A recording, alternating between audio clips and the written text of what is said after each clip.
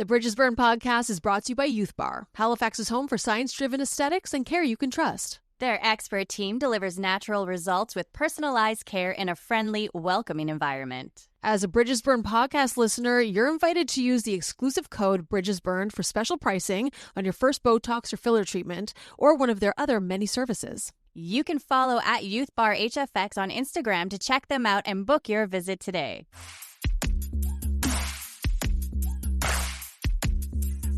This is Bridges Burn with Megan and Amy.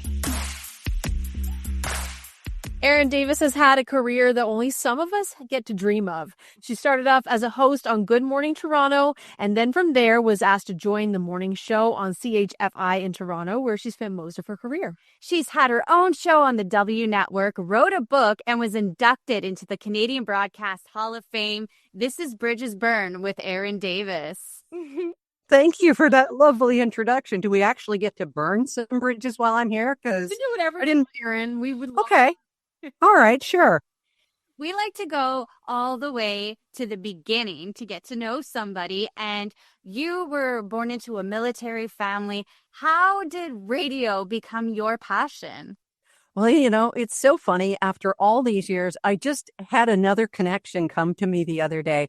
Now, I always knew, like, my grandfather picked my name off the radio. He heard it on the radio. He was of Irish descent, and he thought, Erin.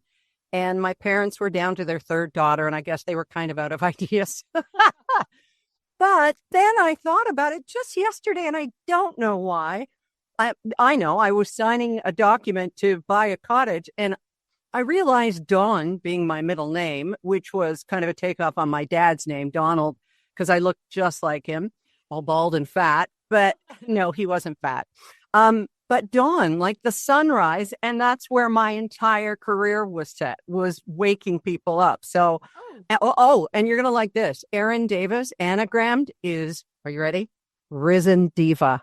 Oh, I know. Funny, her best friend's name in Halifax is Erin Davis. Oh, I wonder if I got in touch with her, a while ago, back when people were still writing checks. I wrote to somebody and said, hey, we have the same name. Just please don't write any bad checks or anything. And she laughed. But yeah, and there's a broadcaster, I think, in BC named Erin Davis as well. So yeah, I was the only Erin growing up until, Erin Murphy, who was Tabitha on Bewitched, and Erin Moran, who was Joni on The Happy Days. But, that was it. And then here there are a bunch of us. But I guess I'm the OG. I'm the OG. You are. You're the GOAT. What made you want to get into radio? I wish I could tell you there was one aha moment. But I mean, as a kid, I always was taking my dad's dictaphone, or we had a little cassette recorder and a microphone. I was always doing stuff with that. And it wasn't until I was in about grade 9 and listening to a CBC repeat station in Belleville that would play As It Happens with Barbara Frum and Mary Lou Findlay. And I could hear these women, and they were talking to, prime ministers and really important people and asking these questions. It made my blood run a little bit cold because I thought, wow, where do you get the nerve to do that? So that was in the back of my mind. And then I was in grade 13. Yeah, that OG, that old. And the speakers I had signed up to hear talk that day on a career day were all fully booked. So I ended up hearing this professor from the local Loyalist College in Belleville talk about the radio program, and it was like a blast. I didn't know it existed. I didn't know women could do this, because you'd hear a few women on the radio, but they were mostly doing recipes or that kind of lightweight stuff. And the class was full for the fall. He wedged me in, and I had a part-time job 2 months later. So it was like I hit the ground running. And I was 17 when I started college after grade 13. So I knew right away. I was always comfortable in front of a microphone. I sang with my grandfather's orchestra as a kid. And, 3rd of 4 girls, you either showed up, showed off, or shut up. So I picked kind of number 1 and 2. So I would love to know, when you were done college and you got your first job in radio, as a woman and there wasn't many women at the time, what was that like? It was interesting. I can look back now and go, what the hell? But there was this kind of legendary curmudgeonly newscaster it was at CFRA in Ottawa. And his name was Ed Needham. And he called me the Frail. or the skirt. I know. And to me, I thought, oh, that's cute. He noticed me. I'm here. So, I mean, any attention was good attention because people realized that I was capable of doing this. And by this time in Ottawa, I had already worked full time in Belleville while going to college. So I wasn't completely new at it. I'd done evening newscasts and stuff and daytime easy listening DJ programs. So I was able to do it. And I had lived in Ottawa as a kid, so I knew the city a little bit. And once again, it was not that bad. I learned more when I went to CKLW, which was the next step 6 months later, because it was such a macho kind of a newsroom. And this was in 82. So you're in a newsroom, there's a bunch of men, then there's you. What was that experience like, especially back then where it was very much a boys' club and you had to play the game? Yeah. There wasn't, I think, another female newscaster on the air at CKLW at the time. And I was doing morning news and I was getting to go into the studio with like a Detroit legend, Dick Purton. And I remember one time he said, who said she gets to have the funny lines? And he was kidding, but I went, oh, a punchline landed. Okay, that's great. And as newscaster, you weren't supposed to be too funny, but if you added to the show, that was just kind of icing on the cake. So I think I garnered a bit of respect that way. But I tell you, I wanted to fit in with the guys so badly, went to a Catholic high school, grew up a good girl. And then I suddenly learned that you could put the F word in the middle of words, like absolutely. And I learned how to use that word like it was a brand new pearl-handled pistol. And so I learned to swear a lot there. And I remember one time, too, they were all going to this strip club for lunch. And I went. You do? Of course. For lunch, yeah. Because I didn't golf. So I went to the strip club, but I had my back to the stage. And yeah, that was just so weird. I mean, can you imagine now? Yeah, we're going to a peeler and everybody go. And the girl, you should go just to fit in. So, yeah. But it was they were all great learning experiences. And they didn't turn negative until I was sitting across in a role that was equal, but not seen as. That's when it really kind of hit me in the face repeatedly. But as I was coming up, it was all so new.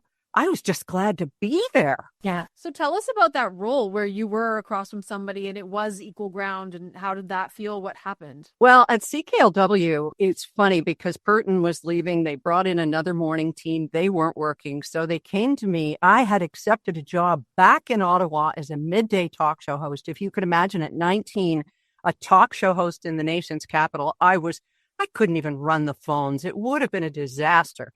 But nonetheless, I didn't know better than to be scared. So I was ready to go. My stuff was all in the moving van. And then at CKLW, they said, we're going to put together a new morning show and we want you to be part of it. So, okay. They were offering a lot of money and I decided to stay. My co-host was another Detroit broadcaster and the show really didn't take off. And the general manager, I remember he later killed himself and he had a lot of cocaine problems and stuff, again, as one does in the 80s. And he called me the C word because I didn't know my place, but not to my face. I only heard it. I only heard about it.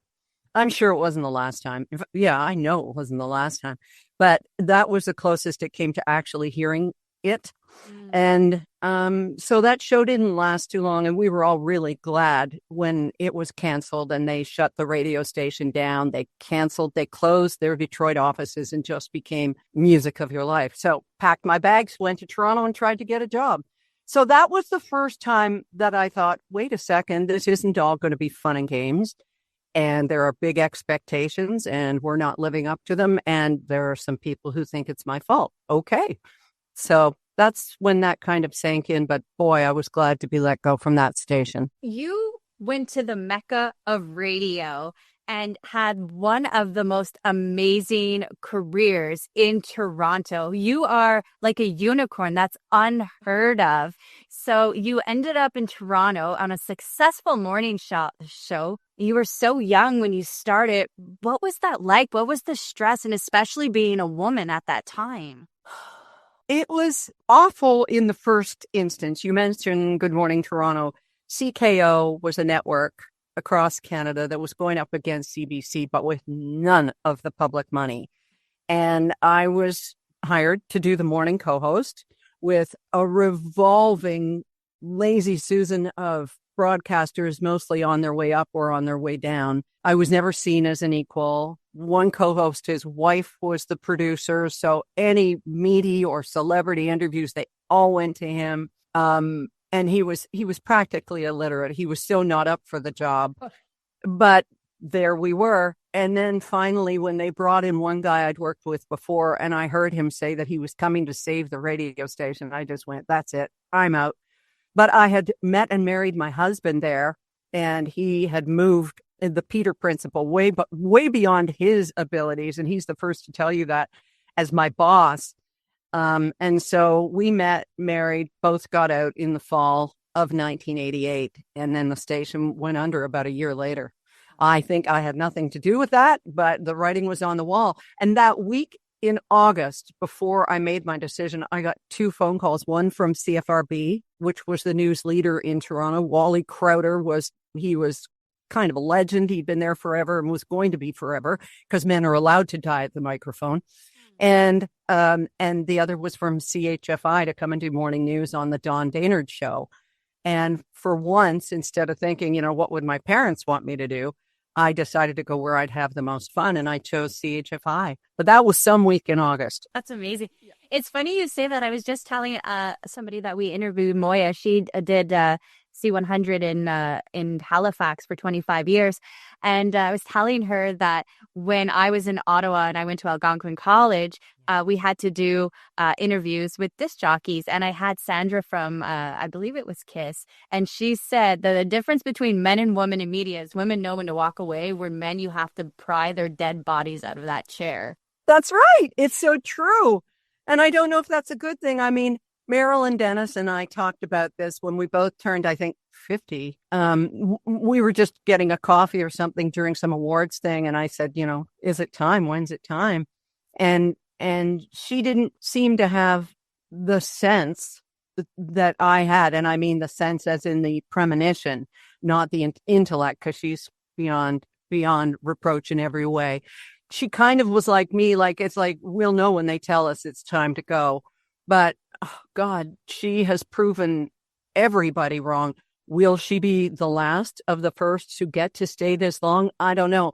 But I sure didn't want to, there's a saying from the designer Bill Blass, know when to leave the party. And there were a confluence of events that made it time for me to leave. But when I was first fired at CHFI in 2003, I just turned 40 and I thought, Christ, if this is the end at 40, now what? So we ended up sticking around till Freedom 54 or something. So that was all right. That was okay. That's funny because I was just let go this year and I just turned 42. And so I don't know, maybe it's that midlife crisis, find a new path or find a new way. But were you really shocked when you were let go? Because you guys had like the #1 rated show in Toronto. Well, we did and we didn't. You see, Dawn Daynard and I, we were #1. And then he retired. He was 65. He was so done, just so done, in 1999. And they brought in his designated hitter. And we had done great together whenever he filled in for Dawn. But once the show started to be an actual show, there just wasn't that trust, that you see between a pitcher and his catcher and that sort of thing. The trust wasn't there. And we didn't have good direction. Our program director didn't know what to do with a show that needed help. And we did have a tremendous consultant in Valerie Geller, who still works. She's just incredible. But it didn't help. So over across the hall on Kiss 92.5, they had a morning show of Mad Dog and Billy, and they had just spent $1 million promoting this show with a giveaway at the CN Tower. Yeah. Oh my God. Wow. Yeah. So, Heard of these days. oh, I know. This is when radio had money, and boy, did Roger spend it on our ads and promotions and contests. And they had just given away this $1 million. And so I think within the halls, they were pretty hot property. So they decided, well, we're just going to move Mad Dog and Billy over to CHFI. We're going to bring down the age of the audience, or as one manager so presciently put it, euthanize the audience. Oh, I love that. Yeah, he meant Y-O-U-T-H, but I thought the pun was way too good. And it turned out to be right. The audience went from like a 9 to a 4 or something. It decimated, and it wasn't their fault. They were put in an impossible situation where it's like, what happened? Where did they go? Where did she go?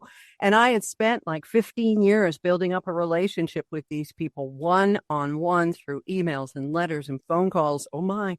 And meeting them and listener trips and the whole connection. And so they really felt it when I was fired. And I had just started up erindavis.com. It's so propitious because 2 months earlier, I had started up my website. So people knew where to find me.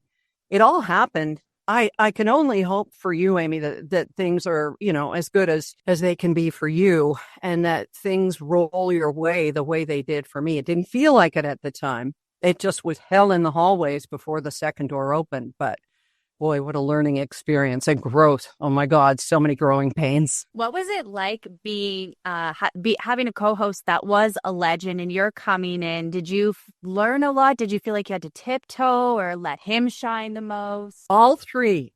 It was undoubtedly, it was Don and Erin, but it was, Don Daynard was pretty legendary in Toronto, and he had come over to CHFI a year earlier, and things weren't quite going up the way they thought they should with the investment. And so they thought, okay, let's bring a woman in. And he was a man born in 1934. wow. And yeah, he I think imagined himself as John Wayne. He was a huge fan of the Duke. And, John Wayne never had himself a female partner. He may have had love interests who probably always ended up shot in the cabin. Not by him, of course. But you know what I mean? He didn't take to it, but he knew that there was magic and there was no denying it. So we grew, we were great. When it was great, it was fantastic. And when he was grumpy or angry or resentful or hurt or going through the death of his son or a divorce, he stayed an entire night in a coffee shop, in a donut shop, came in, did the show, and never told me. I would walk in the morning. My very good friend and podcast co-host Lisa Brent said she used to know too when she was filling in for me. If she came in and the newspaper was up in front of his face, it was like, okay, there's no talking today. So yeah, there was always that. You never knew who you were going to get, and you really hoped for the good one, So I started drinking at that time because I didn't have the tools to deal with that kind of rejection or I'm trying my best here. How do I make him like me? How do I make him love me? What am I doing wrong? All of the things that, you just don't know, to the point where my mom said, well, maybe it's you. Oh, my goodness. Oh, moms. And she didn't even leave me enough money for therapy. Right. Thanks a lot, Ma. But no, because that's the way women were. You either, you shut up and you did your job, or if there was a problem, it was you, right? So my job was to not upset the apple cart or change the ratings because we were just going in such a great direction. When I started, I was 25, he was 54. So that precious demographic, we had it covered. And he didn't love that I had to talk about things like the Spice Girls when I could converse very easily with him about things he liked because I was always hanging around with my grandparents and their friends. So I could, but that wasn't my job. And nobody told him. Again, go back to the chapter about bad management. So anyhow, there I was hung out to dry, and I was not dry, not at night, because it was easier to go in the morning hungover than to deal with the hurt. I was going to say, you believe that's what started your alcoholism, was just trying to cope with this guy that you had to work with every single 100%. Yeah, it didn't start out as alcoholism. It never does. It starts as a glass or two of wine and then the whole bottle. Where did that go? And then time to start with the vodka. So, yeah, and it was never, ever, ever did I drink before a show or during a show. But was I hungover during shows? Was I perhaps not as sharp as I could have been? Absolutely. But they didn't want my sharpest game. They couldn't handle the truth. No, you know what I mean? And I always worried about talking about the drinking in case anybody could go back and say, yeah, you know what? I noticed that she fill in the blank. Nobody ever did. I was the ultimate high functioning alcoholic. And, you know, part of it was just being able to hide it so well, which we do so very well. We talked to somebody who was an alcoholic and recovering too, in radio. And we were really talking about how alcohol and radio and media go hand in hand. All the events, all the parties, all the socializing. It's just basically, sometimes you're even paid in booze. I never had that. I did get for my 40th birthday, my boss gave me a case of wine. That was instead of letting me have the show off so that I could go to New York and celebrate there. But I did get to go a few days later. Birthday's in September during the ratings. Go figure. Oh, Yeah. so But yeah, it absolutely, the free booze, a good booze. And I always knew a ratings party, it was time to go when the cigars came out. Because if one started tasting good, you were past the point of no return. Oh, yeah. Did you kind of realize that it was a problem, the alcohol? I stopped just before I was fired. I think I had about 8 months of sobriety then. I wasn't doing it through a program, so I didn't keep track. And then when I got the call, well, you're not coming in on Monday to stay at the cottage, I reached to that cabinet above the fridge and I said, well, if this isn't a good excuse to drink again, I don't know what is. And so I just dove back in with both feet. And then I quit again and got 10 years sobriety, which I did on my own, but with a lot of help from books and that sort of thing. And it was after I resigned. It was the week I resigned from radio in November 2016 that I thought, well, I don't have to behave for anybody anymore. You know, I don't have to not have the bags under my eyes or be sober in the morning or worry about slurring when I'm meeting listeners. This is like, it's a lot like what I think people must have felt during COVID when we all started diving into the snacks and the sugary stuff and the booze and the purchases, because it's like, it felt like adult spring break, right? Yeah. So that's what I did. And then I finally got smart. It was dreams I would wake up from at 3 a.m. asking, what the hell are you doing to yourself? So I decided, maybe try rehab and let somebody else handle it. And it worked. That's for me. amazing. Well, congratulations on that. Thank you. That is Not yet, you know, just one day at a time and all that, but we're 6 years. So it's better this time. Yeah. Having the community of a group you're not supposed to talk about and all that, it is unbelievable. And I tell people, because people write to me about sobriety, that you'll never, ever be in a more welcoming room in your entire life. Just never, ever.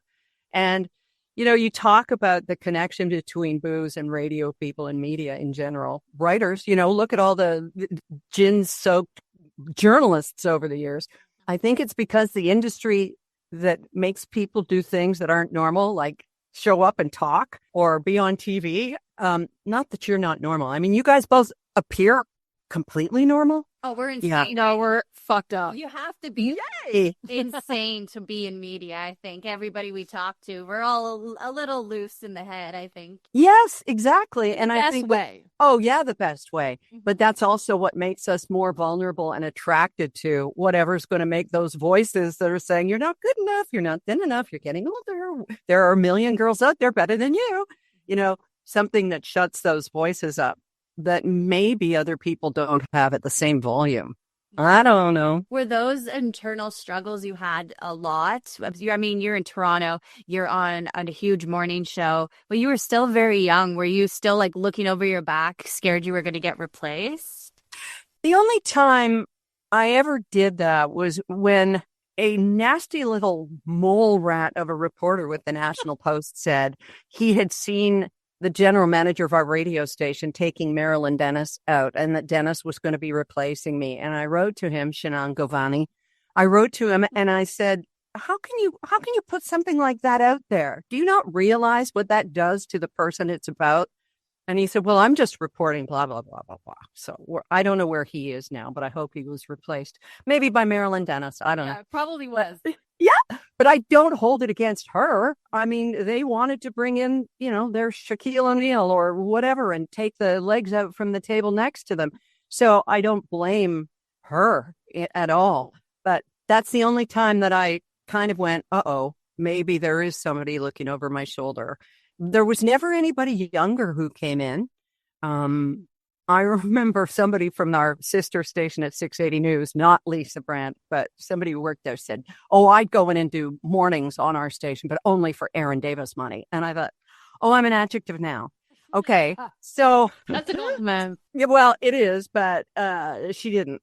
So, and I was always looking for somebody who would be able to fill in for me when I was away because, just take the load off and let somebody else do it for a while because I had so much confidence in our audience that they would still want me there. Managers come and go. You've had your share of them.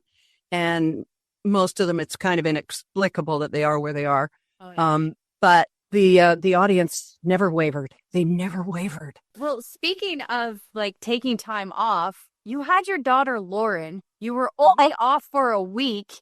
And during this time, they built a studio in your house. Yes. What was that like? That is unheard of. It was at that time, because now anyone can do a show from anywhere. This studio I'm in is literally a sauna that we tricked out with acoustic tiles, a painting right there, and flowers. I don't have room to bend over to tie my shoes, but you can make anything a studio now, right? So then you had to dig up the front lawn. Bell had to come, the enemy Bell, because we were Rogers, and put in lines into the house. And we had an office on the main floor. So it just fit. Then we put pillows all around the desk to make it as dead as possible. And there was a mic and a talk back and a button to push that lit up in the studio. And of course, the phone and a fax machine. Don't forget the fax machine. And I was able to do the show for a complete month 3 months. Was it 3 months? Have you done your research? Because I've forgotten. No, it was 3 months. Yes. In my bathrobe. And then when Lauren would start to cry, oh my God, here's a story. When Lauren would start to cry, mothers listening would lactate. What? I'm not even kidding. I heard that more than once. So I apologize for all those cleaning bills to anyone who still may be listening. But I certainly milked it for all it was worth. But Rob would come and take little Lauren away and give her Bubba and on with the show. So that was extraordinary. And some people, there was more than one call to the radio station that first Monday saying, how can you make her come back? She just had a baby, thinking I was in the studio. Like, what kind of sorcery is this that somebody could do it from Richmond Hill as opposed to downtown Toronto? But my husband had worked in radio at other stations, and he had these two guys named Burton and Templeton, Pierre Burton and Templeton, whose first name I forget. I'm sorry. And they did a commentary, but they were from their own apartments. So Rob knew the technology existed. We suggested it as soon as news came out I got pregnant, and they said yes. That's amazing.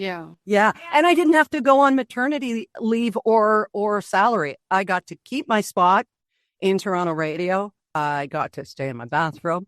And I got to keep the salary coming in because I was the primary breadwinner at that time. So, yeah, it was all great. That's an amazing opportunity. Yeah, it was. That's incredible. Yeah. I mean, I remember I grew up in Montreal and you would pop up on my commercials on TV for radio station and stuff. And you had this big career, and just talking about your listeners and how attached the community was to you. What are some of the memories of radio that you're going to take away with you and hold with you forever? Well, that's such a good question because there's so many of them. And, human nature is to hold on to what hurts, right? The bad moments. But it has to have been after being fired. And then, the just outpouring of anger and fury and confusion and hurt from people, not just to me, but to the radio station, to the media, and the opportunity it afforded me to play the fairy godmother in Ross Petty's Panto on stage in Toronto for, 8 delirious weeks. I was scared spitless, but I had a great time, got to sing and dance and wear a gown. And so there was that. There was the silver linings all over the place. And even on a much larger scale, the losing our daughter and the way that people they were a community around us. And the stories we heard of people pulling over at the side of the road and then another person pulling over and them getting out and hugging each other. And just the feeling of community and of loss and of grief, but also of comfort. And they consoled Rob and me and truly, truly helped us to heal. I don't have a church community. I don't have a really strong or I almost said loving, warm family that's close that could help hold us up at that time. But it was listeners. It was radio. And I know that's practically unheard of, but to me, it will always be that radio saved me. That will be my fondest memory. It gave me a wonderful life and husband and daughter and even grandson and granddaughter, because our daughter met her husband in Algonquin. You probably knew Phil. Did you know Phil Shirakawa? You knew Phil? Did, yes. Well, speaking of your daughter, she followed in your footsteps and just like Mama, started off young, so young, came into the newsroom at CFRA and she was young. She was still in school. Everybody was like, who is this brilliant new amazing person? And she really did just start her own career. But were you ever worried about her getting into media? You know, I said at one point, we'll send you to France if you want to go to Cordon Bleu. We will go anywhere, have your life, do your thing, and then decide if you want it. She was set on it very young. And how could she not be? I mean, it's like Ben Schulman following in Dan Schulman's footsteps for the play-by-play for the Blue Jays. Or you don't think this stuff is possible until you live with it. Like Adam Wilde, Marilyn Dennis's son. You just go, of course radio's a career. My mom does it every day. And here's, I got to meet this person and this person. We got to go to Lion King. We got to blah, blah, blah. So the problem was she only saw the best parts of the life. And that's what scared me. Because I often think now, 10 years later, well, would she have been caught up in all the bell cuts? Would she have moved over to television? Would she have gotten cut there? What would have become of her in the current climate of radio? And undoubtedly, after she had Colin, she'd probably have wanted to have another one. And, maternity leaves are not bulletproof now, as you know. Yeah. So it's just, I don't know what would have become of her. But I know that she would have had a much better head on her shoulders than I ever did, because her dad, Rob, he's a rock. He, you know that because I phoned him to help me get set up here for this today. Very lovely. He talks me up and he talks me down. He settles me down. He's wonderful. So she would have had that. And I just don't know. I was thrilled. She didn't want to follow in my footsteps. She didn't want anybody to say nepotism, nepo baby, right? Oh no, she never told us who you were. My mom works in radio. Oh, where? Oh, somewhere. She would never tell us who you're. I think I worked with her for like a year before I knew. Yeah. She was going to take her boyfriend's last name and be Lauren Ford. And I think she ran it by the news director, Steve Winogrand, and he said, like, why would you do that? Why would you lose Lauren Davis? And you know what? We completely understood. If that's what you want to do and you have to do it, because we encouraged her just in every way that we could. And I don't think I pulled any strings for her at all, but I knew she was going to be applying to CFRA. And Steve Winogrand was a coworker of mine when I'd been there in 82, and we loved each other. And Steve Madeley was my boss then. And of course, he ended up doing morning news the morning show when Lauren would pop in. And every time he called her Erin, he had to pay her $5. So she was really happy because, on that salary, she needed that cash. So he said to me, and he said to Lauren, Steve Winogrand did, I'm not going to hire her because I know you and I want that. And we said, we want that. But I think Lauren was one of the first people who ever wrote him a thank you card. after their interview. And that's how we raised her because, always express your gratitude for all of this wonderful stuff we have in our lives. So we were so proud of her. My God, we were proud of her. And I remember going to stay in Ottawa and her going off to do the night shift and just thinking she's all alone in the radio station, which of course was exactly how I started. Yeah, except she wasn't ripping and reading from the teletypes for the newscasts. Being a loving mother that you are and supporting your daughter, what do you think the mama bear in you would be like if somebody had called her a C word or had gone through kind of the stuff you did as a woman? I would have listened to her if she told me about it, but knowing Lauren, I don't know that she would have told me. The only thing that she ever complained about was the unfairness and the nastiness of phone calls. Oh. And this was before people really got a hold of you via text and email. I mean, they could. It was only 10 years ago.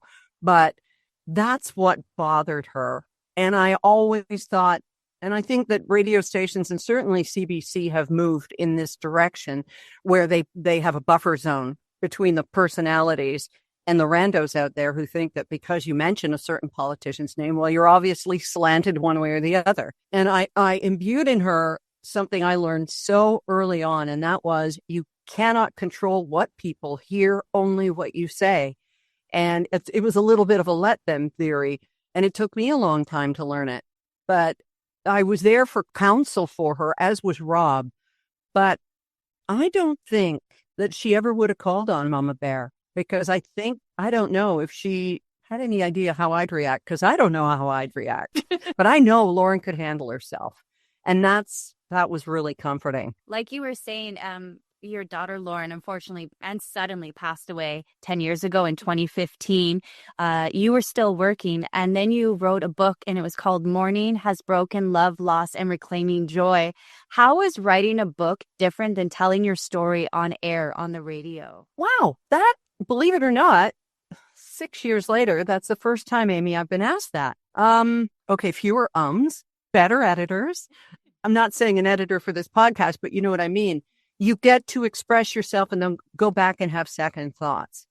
Writing a book is very much like the journaling I had done daily for many years, and then it's now weekly, but it's a chance to put your thoughts down and then go back and say, how can I make that better or funnier or truer? And so it was the luxury of being able to sit with it for a while. And, with radio, you do it, it's done, it's gone. No takebacks. Unless there's a lawsuit or a complaint to the CRTC, then you do take it back. But yeah, it was a much gentler process than talking about it on the radio. And there was only one real morning where I broke down on the radio, and it was so embarrassing because we were tired. I had been up all night with some kind of a bug. And David Bowie had died. And so, kind of a sleepless night, woke up in the morning, a listener trip. And so there's all these people sitting around and a new Adele album has just dropped. Oh, wow. Yeah. And we're going through it cut by cut. And by about the third cut, I'm going, this is too sad. The Photograph song, oh, geez. So it just hit me hard and all wrong. So that's the first time I didn't really have any control. All the rest of the time I'd been fine, but it was just a combination of being sick and vulnerable and damn Adele.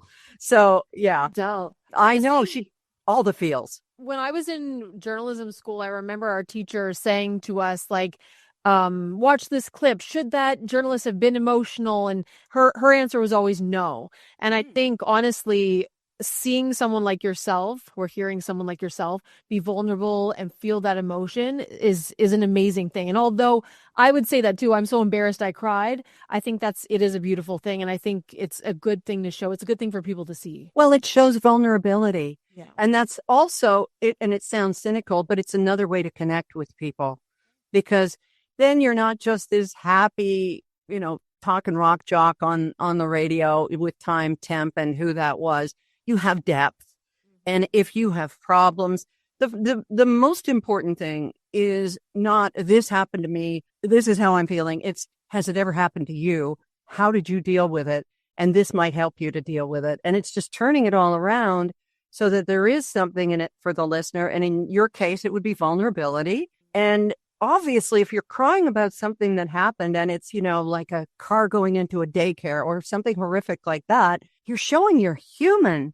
I mean, do you expect it of a Peter Mansbridge or Ian Hannah-Mansing or somebody who's got that anchor thing down pat? Well, no, you don't. But the person in the field who's talking to a parent who's absolutely devastated, I think there's room for that.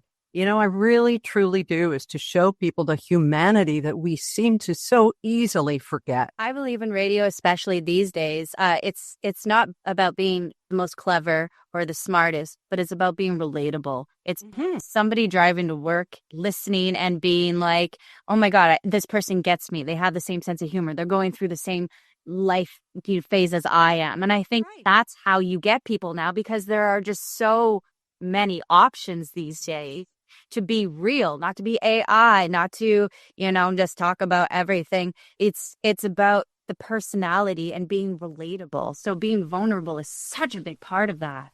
It is. It is. And, is Ryan Seacrest going to talk about the fact that, you're waking up this morning after 18 innings of baseball or whatever it is, and you've got two different shoes on, but you look across the subway, the metro, and somebody else has got, a lip line that goes up to their ear. Everybody's kind of in the same boat. And it's like, oh my God, I thought I was bad today, but we are not alone. And what a great place of pain and this boat is right now.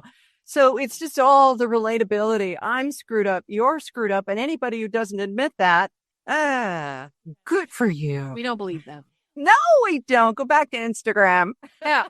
So you retired in 2016. Yeah. Are you ready to walk away at that time?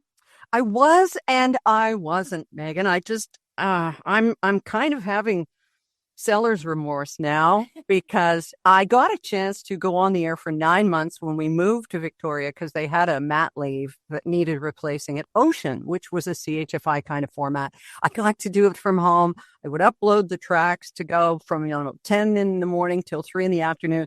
And I was supposed to be free for the day, but of course I'd be in the car going, oh no, the Pat Bay Highway's closed. I should be on the radio talking about it. People are going to drive into this, So that immediacy that you need to have that makes radio matter, it just can't be replaced by voice tracking, and it's just killing the industry. But anyway. Looking at where you started, when you started to now, the evolution of radio and media itself has changed dramatically.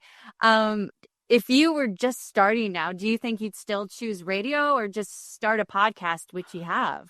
Well, I took so long to start a podcast because that little voice saying, everybody's doing one. What have you got to add to it? And I was so wrong. And I'm not speaking for myself. I love podcasts.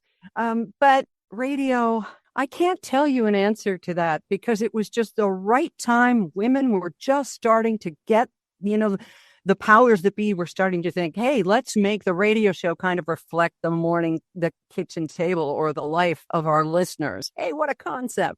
And so I was exactly the right time and the right temperament to be able to suffer fools and egos and dinosaurs and all of the things that I had to in order to make my way through it all. So, I just don't know. It's like the bank's still there, but the money's all gone. And I don't know. All of the 20th century people talked about, oh, this will be the end of radio. Movies? No more radio. TV? Who's going to listen to radio? Radio persisted because of the connection. And now they're doing all they can to take it away. So it's I don't know. What do you both think? Is radio on life support, or am I Cassandra here? Am I being too negative? I personally think. I think, and we've talked to so many people, and it's the people who are still running it saying, well, this is how it's been. We always did it. This is how we're going to continue to do it. And a lot of business coming in and looking at it as a business and not radio. You don't know your owners anymore. We're just a number. They're letting people go. There's not the money that there used to be in radio, but yet people are doing 4 different jobs because they all have to do it. You're burning out. out. The local aspect is almost non-existent now. It's all based in Toronto and sent out to all the provinces and cities. Yep. And it was that community. It's that local touch and flavor. Like, how is my neighborhood? What's going on with the people around me that I love? That radio served so well. And I think what we also started to see in the past decade, 2 decades was, well, if they want traffic, they'll go to the news station. Or now, of course, you've got Waze and all of the things that people use. So you're not super serving your audience. You are not one-stop shopping anymore. They expect you to go to different markets instead of having it all in this one supermarket where they can stay and just be at home. Well, I don't know. I guess my thinking may be old, but I'm right there with you. I mean, you look at CFRA, it was the hustle and bustle. There was reporters coming in, there were ops, there was shows going on, and now it's just all brought up from CTV. TV on the radio, and all you have to do is listen once and hear a reporter say, well, as you can see behind me, no, I freaking can't, because it's the radio and that's your job. The radio was always like, I saw it on the radio because somebody described something so perfectly.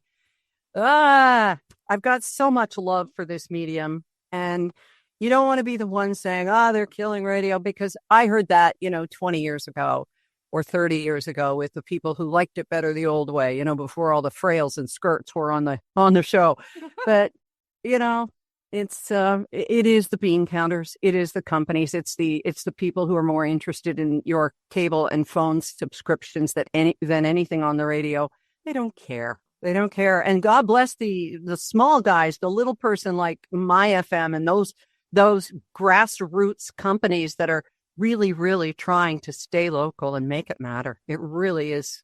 Well, it's honorable. It is. Can they make money? I hope so. Well, and we have podcasting now. You have a podcast. It's called Drift with Erin Davis. Do you find it scratches that little media itch, that radio itch? Well, that's the one that I started as a dream project, quite literally, because I couldn't get to sleep at night. I'd love someone to tell me a story, just like I did as a kid, listening to As It Happens. So I decided, well, calm's good, but I want to do something of my own. So I started up Drift, and we're at, I think, over 400,000 downloads now. And that's been, we could only dream of that right now. Yes, I know. And 2 sponsors. So it's worked out really well. And then a fellow broadcaster, Lisa Brandt, and we do this gracefully and frankly. And we just do a half hour every week. We're at 150 episodes this week and 200,000 downloads. So, and again, 2 sponsors, hopefully 3 if we can get one more on, but we're not salespeople. Yeah. We just love what we do. I love editing more than anything. I love editing. And it's just a great joy for both of us. Lisa lives in southwestern Ontario. She does news on 2 of those My FM stations, and she keeps busy too. She was a Rogers refugee just like me. So there you go. Amazing. You sound just like Amy. Amy loves the editing part. I don't do that part. I do. Oh, I love it. I love it. Very much so. Speaking of everything in Toronto and Blue Jays, we talked a little bit about that they played till like 7 a.m. this morning. Yeah.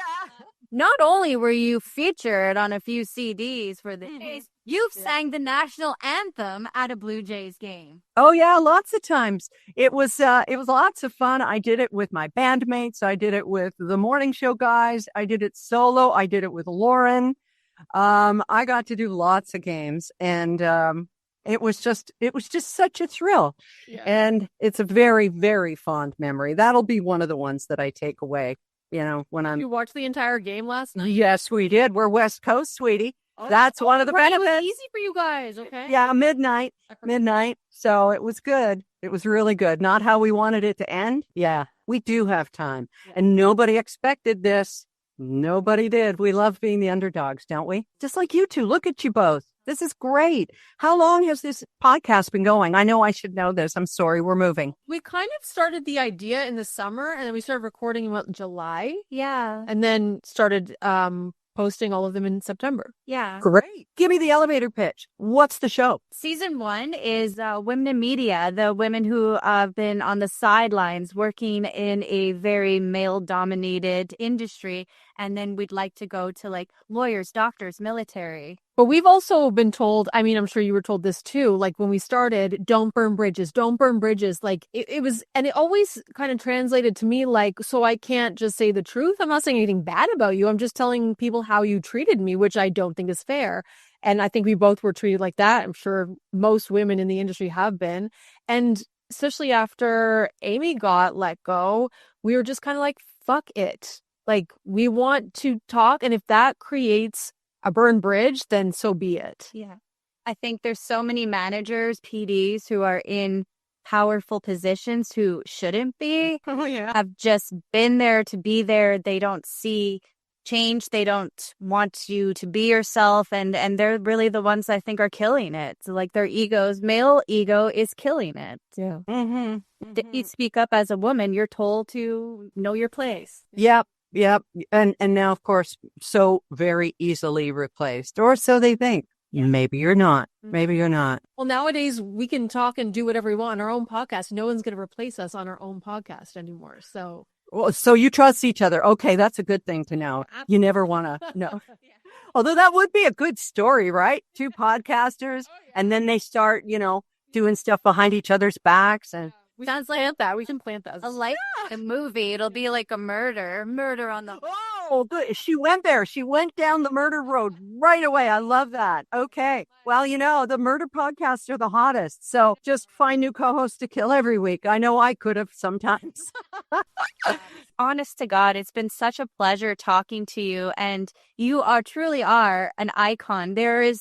I don't think if somebody got into radio today, they would have a career as beautiful and strong and as long as yours. That's unheard of these days. Well, thank you. There are a few. And again, Marilyn Dennis is there, and she's been amazing. And we were never really friendly friends because we were competitors and our hours never crossed.